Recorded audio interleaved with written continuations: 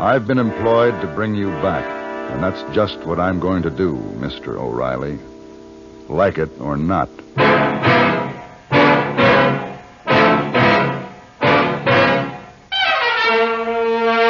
Have Gun Will Travel. Starring Mr. John Daner as Paladin.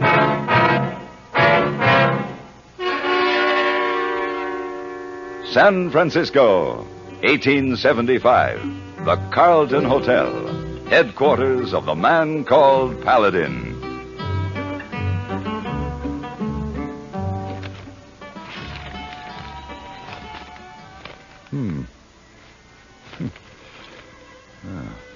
Dancing girl missing. Soma Valley's Armenian colony today sadly canceled its annual wine festival because the principal dancer is reported to have eloped... Mr. Paladin. Quiet, head boy. Yes. To have eloped with a passing cowboy. The girl's father, Samuel Abajinian, has offered... Mr. Paladin, $1,000 for her return. Local authorities point out that she is of age and they have no jurisdiction in the matter. Fire! Fire? A joke. Ha. Yeah. Here, you cigars. I brought them. Oh. Wait a minute, hey, boy. I want you to send this wire for me. Oh, hey, you leave again already? Mm-hmm. There. I haven't had a good shish kebab for years. Rice pilaf, baklava. Baklava? Armenian cooking. Oh, yeah, baklava. Now, after you send that, get me 2 seats for the Ballet Russe 2 weeks from tonight. Oh, yes, sir, Mr. Paladin. You be back? Oh, I'll be back. Better get that wire off right away. Yes, sir, Mr. Paladin.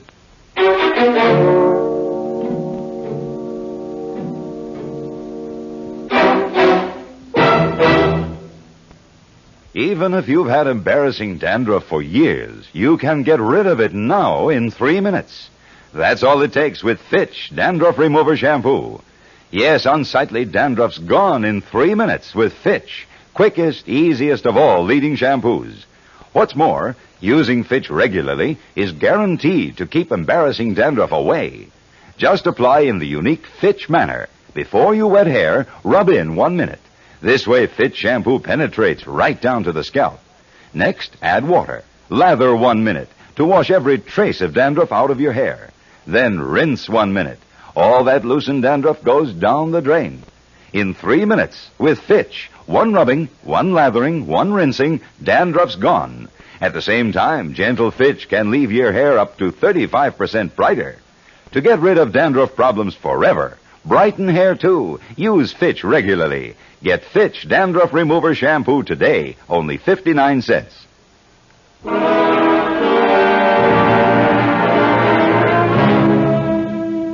The sun was warm, the sky was clear, and the grapes were harvested. And all that was left was to press them in the vats and wait for them to become wine, an ancient vocation of an ancient, happy people. And their leader was a great giant of a man named Abajinian. Stop that frightful music. It sours the grapes before they are crushed. Husband, must we mourn forever? We have other daughters. Coming to your ear, woman, is a blow for my fist. Do I produce daughters for every passing stranger? Do I beget children to populate foreign villages? Prepare me an answer. Look, there's another one. What? You. Out. Good afternoon, Mr. Abajinian. Out, I say, out. Do we disregard hospitality? Out. My name is Paladin. The name is of no importance. You're like the other one. A stranger carrying a weapon. You are... Paladin? That's right. Oh. Woman, where is our hospitality? I have his certificate. We have exchanged words on the telegraph. Move!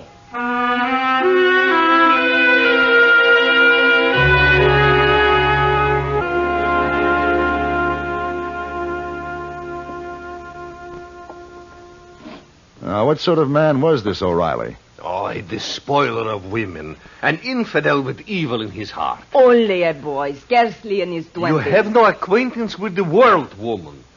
This girl of ours, Paladin, even though she's a dancer to warm men's hearts, she's a lamb, a mouse, An innocent mouse. She was seen to kiss him the night before.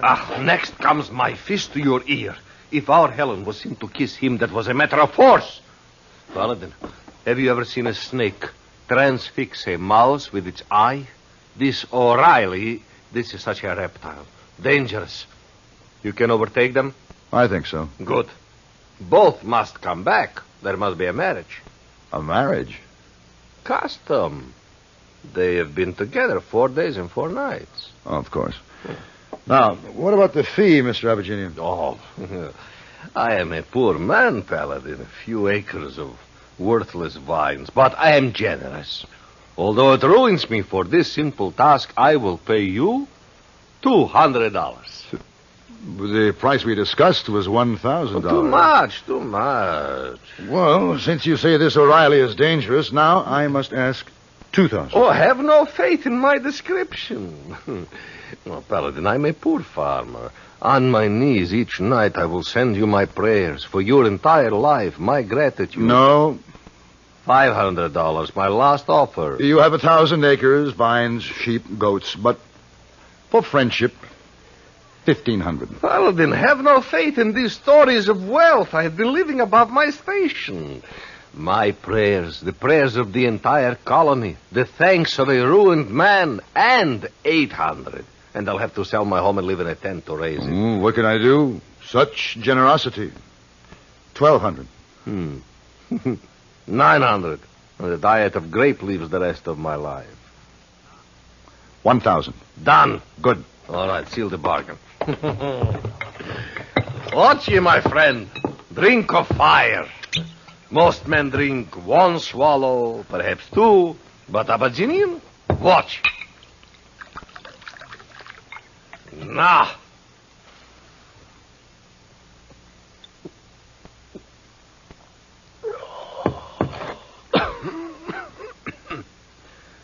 Now, you drink, huh? Of course. Will you pour for me? Enough? No. Enough.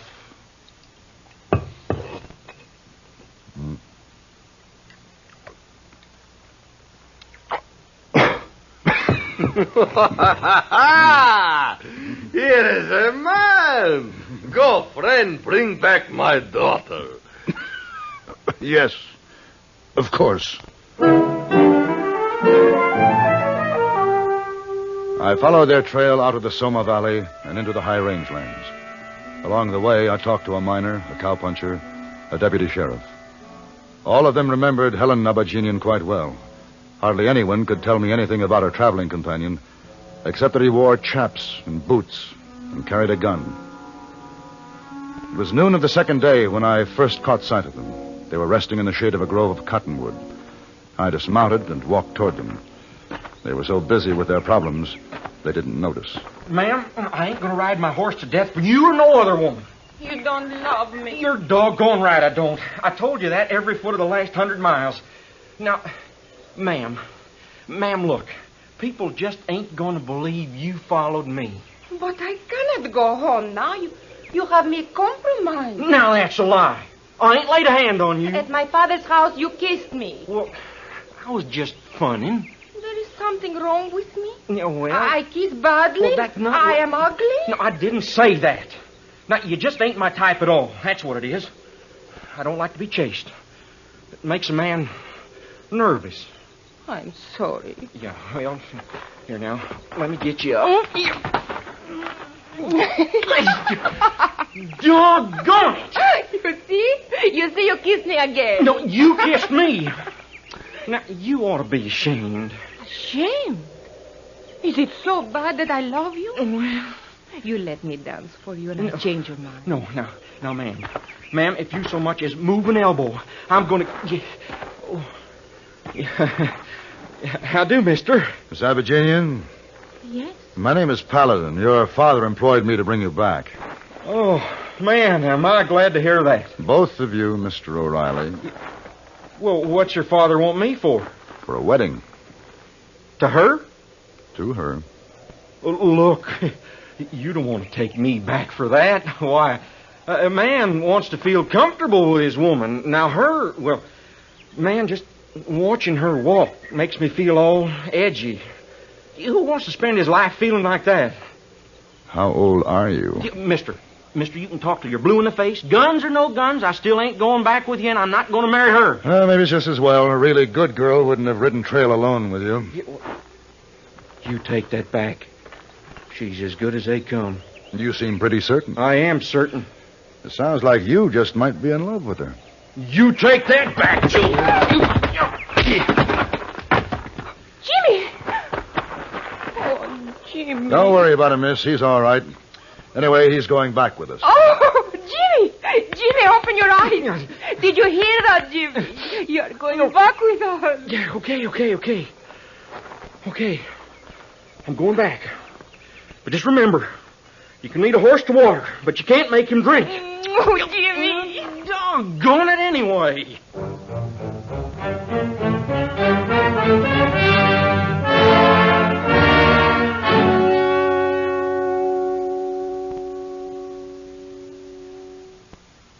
In the 1800s, the Monroe Doctrine dictated that Americans put a wall between themselves and the world. Today, however, times have changed. From city dweller to farmer, Americans know they are part of the world and close to it. And the more they can find out about it, the better. That's why the broadcasts of Edward R. Murrow and Lowell Thomas are so popular. Each of these internationally known newsmen has a wide background in the history, the politics, the economics on which current events are built. Whether you're interested in high-level affairs of state abroad, economic developments here at home, or the latest advances of science, you'll find them presented clearly and understandably by Murrow and Thomas, with the touch of wit or human interest that has won them listeners everywhere in the world. If you're not already addicted to the news, as CBS Radio presents it nightly, start this week to follow the broadcasts of Edward R. Murrow and Lowell Thomas. They're both heard Monday through Friday on most of these same CBS stations.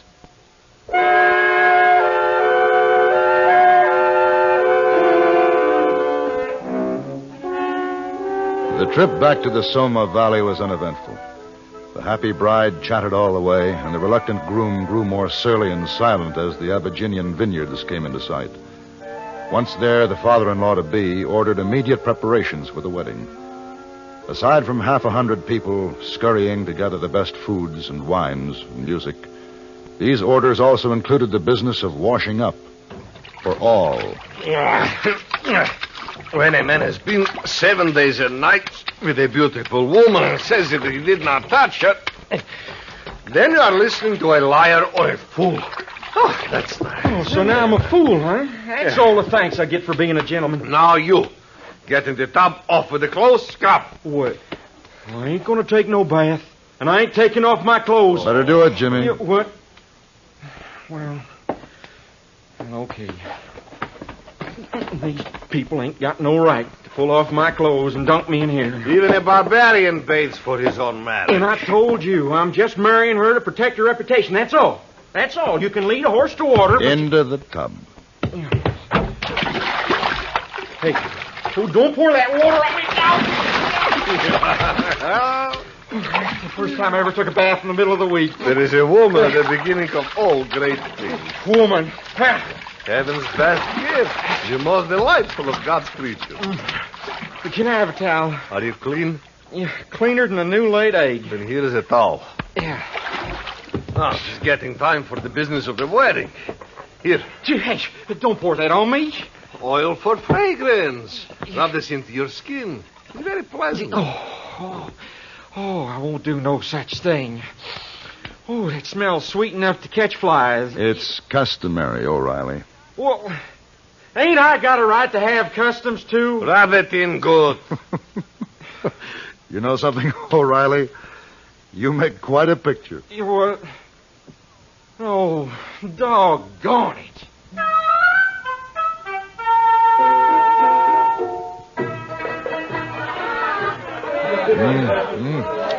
Shish kebab. It's not often a man sits at a table like this. Rice pilaf, keskek, kebab. O'Reilly? Here, you ought to try some. No. Oh. Time I was moving along, I went through getting married, didn't I? Mm-hmm, you did. But a smart man doesn't ride off at night hungry. Yeah, well, I tell you, I ain't staying now. I done my part. No one's keeping you. Goodbye. Yeah. What's the matter? Doggone it. I can't run off without saying goodbye to the girl, can I? I mean, after all, I just married her. Oh, it's just a formality. It's like you said, you can lead a horse to water. Mm-hmm. Well, goodbye, O'Reilly. Now, how come all of a sudden you want me to leave, huh? Why's that? Well, you don't seem to care about the girl. Maybe it's just as well you don't wait and see her dance. Doggone it. She can just dance her fool head off. I'll be too busy eating. I'll just be too busy to notice. What is this foreign stuff here? I don't know. Mighty good, though. Here, try this. Yeah, thanks. Mm-hmm. Hey, you really got some good cooks around here. Mm-hmm. You know something, O'Reilly? The bride always supervises the preparation of the wedding foods. She does? She does. It's customary. Is that fact? Mm-hmm. Well, now, you know, just because they don't do things like my people. You see, I got me 4 brothers. Well, that don't mean they ain't real down-to-earth folks now, does it? You sound like you're beginning to grow up. Yeah. Well, I'm as growed up as the next man. Just because that little Jinian gal gets me. I mean, well, doggone it. Women don't chase men. I'm not too sure. What I mean is, a man don't want a wife that chases him. Well, this Helen... Man, if I live with her, Look, Mr. Paladin. Just watching her makes me nervous. That's so? Yes, sir. Yes, sir. I mean, my stomach flops around, my knees shake. Well, doggone it, she makes me feel downright miserable. A man wants to feel kind of calm, comfortable with a woman, don't he? I think they're getting ready for her dance now. Yeah, well, I guess I ought to be moseying around. O'Reilly, you know, ancient Armenia was at the crossroads of the world. The origins of her dances are lost in antiquity, a flavor of ancient Greece, Persia, perhaps even Minoa. Such dances, O'Reilly, are a language, the most understandable, universal, compelling language of mankind. Yeah, well, maybe so, Paladin, but I'm just... And there's your bride. She's dancing for you. I'll be done. Well, she's kind of... What's that she's wearing? A veil from Persia. Leaving, Mr. O'Reilly? Oh, Mr. Paladin, that's my wife.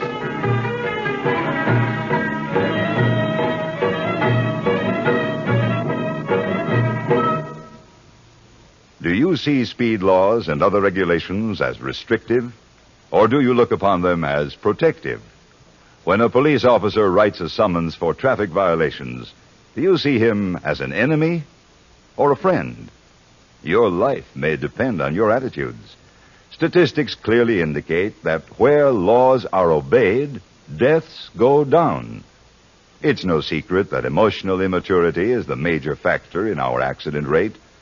How else but childish can you describe the notion that breaking a traffic regulation is a way of getting away with something? Unfortunately, too many drivers on the road subscribe to that kind of emotional outlook.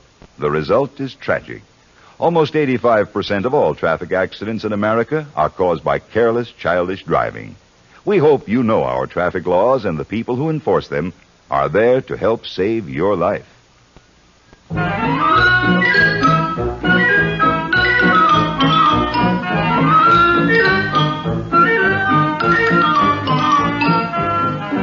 The happy bride and the no longer reluctant groom disappeared from the festivities. Custom. It was also custom for the festivities to continue. The singing, the dancing, the eating. I continued with them. But there came a time when it was time to settle the business at hand. You say what? Dowry. Dowry? All right. Listen to him. Listen to him, my people. Now, I am a liberal man if he wishes to live with my daughter. But you're mad if you think that opportunity... No dowry, no son-in-law. Oh. Your own custom, Virginia. I spit on custom. You think I would pay so much as a single goat to mix his blood with mine? You offer to let your daughter carry to marriage her bedding and clothing. Such generosity should be written on the side of Mount Ararat for all to see. All right, perhaps I could spare a goat for milk. A goat for milk. Oh, you can spare a goat for milk. Beside Abba Jinian, the poorest Arab in the mud hut is a caliph who dispenses gifts of amber and silver. No. Beside Abba Jinian, a serpent becomes an animal of great stature and dignity, and a toad becomes an animal of great beauty. Perhaps I can afford an acre of vines. I'm a poor man. An acre of vines. Now, did you hear that? An acre of vines. Come, let us circulate the news of such generosity. A messenger to the old country. A runner to the next town. All right. 5 acres of vines and 2 of trees. Nope. 10 and 5. No. 10 and 5 with a house. No. 50 sheep. Oh, no. Yes, 10 goats. No. 6 carrying milk. All right, agreed, Paladin. Stop there. You ruin an old man. I hope that boy's not in his blood. His parents had 5 sons. 5? Well, a busy day, Mr. Paladin, but perhaps not a bad one. 5, you say? He told me so himself. Then perhaps a grandson, huh? A glass of ochi for luck? I'd be delighted, Mr. Abaginian.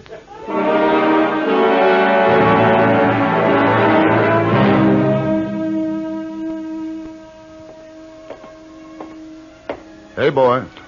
Oh, Mr. Paladin, how happy to see you. Did you get me the tickets to the Ballet Russe? Hey, boy, did not forget. Here. Oh, that's fine, hey, boy. I'll just... I am so sorry. So clumsy of me. I knocked your tickets away. Perfectly all right. Oh, those are our ballet tickets. Oh, you're with the Ballet Russe? You will see me dance, then. You enjoy the ballet, Mr. Paladin, madame. As a matter of fact, I do. I saw your company in Paris last year. So? And I'm just returning from a visit where I saw the Armenian wine dance, beautifully performed. Oh, yes, I have heard of that dance. Mm-hmm.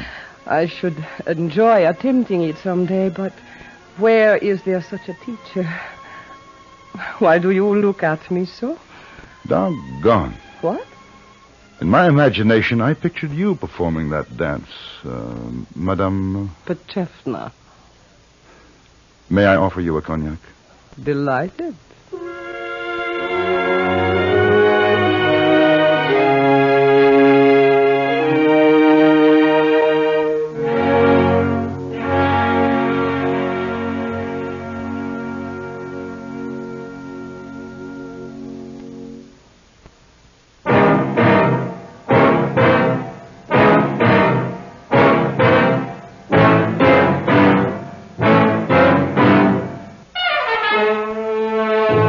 Have Gun, Will Travel. Created by Herb Meadow and Sam Rolfe, is produced and directed by Norman MacDonald, and stars John Daner as Paladin, with Ben Wright as Hayboy. Tonight's story was written by Gene Roddenberry and adapted for radio by John Dawson. Featured in the cast were Lawrence Dobkin, Dick Crenna, Lillian Byeth, Virginia Christine, and Lynn Allen. Hugh Douglas speaking. Join us again next week for Have Gun, Will Travel.